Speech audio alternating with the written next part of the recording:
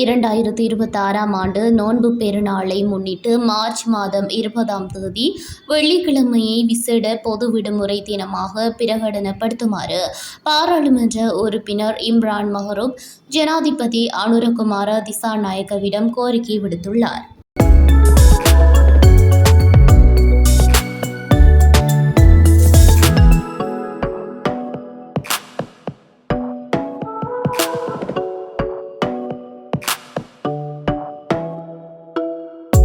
ஜனாதிபதிக்கு அவர் அனுப்பி வைத்துள்ள கடிதத்தில் குறிப்பிடப்பட்டுள்ள முக்கிய விடயங்களாக நடைமுறை ஆண்டுக்கான நாட்காட்டியின் பிரகாரம் நோன்பு பெருநாள் மார்ச் மாதம் 21ஆம் தேதி சனிக்கிழமை அனுஷ்டிக்கப்படும் என தெரிவிக்கப்பட்டுள்ளது.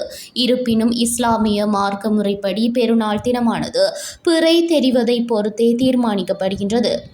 இலங்கை பிறைக்குழுவின் தீர்மானம் சில நேரங்களில் இரவு வேளையிலேயே அறிவிக்கப்படுகின்றது.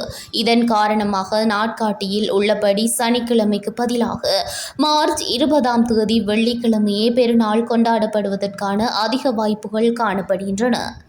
இவ்வாறான திடீர் மாற்றங்கள் ஏற்படும் போது சனிக்கிழமை விடுமுறை தினமாக இருந்தாலும் வெள்ளிக்கிழமை அலுவலகங்கள் திறந்திருக்கும். இதனால் முஸ்லிம் அரசாங்க ஊழியர்கள் பெருநாள் தொழுகையில் கலந்து கொள்வதிலும் குடும்பத்தினருடன் நேரத்தை செலவிடுவதிலும் பாரிய இக்கட்டான நிலையை எதிர்கொள்வார்கள். இந்த நிர்வாக சிக்கல்களை தவிர்ப்பதற்கும் முஸ்லிம் ஊழியர்கள் எவ்வித தடையுமின்றி தமது மத கடமைகளை நிறைவேற்றுவதற்கும் ஏதுவாக மார்ச் 20ஆம் தேதி வெள்ளிக்கிழமையை முன்கூட்டியே பொது விடுமுறையாக அறிவிப்பது அவசியமாகும். நாட்காட்டியின்படி சனிக்கிழமை பெருநாள் வந்தாலும் வெள்ளிக்கிழமை விடுமுறை வழங்குவதால் எவ்வித பாதிப்பும் ஏற்பட போவதில்லை. மாறாக அது அனைத்து சமுதாயத்தினருக்கும் ஒரு நீண்ட வார இறுதி விடுமுறையாக அமைந்து நன்மை அளிக்கும்.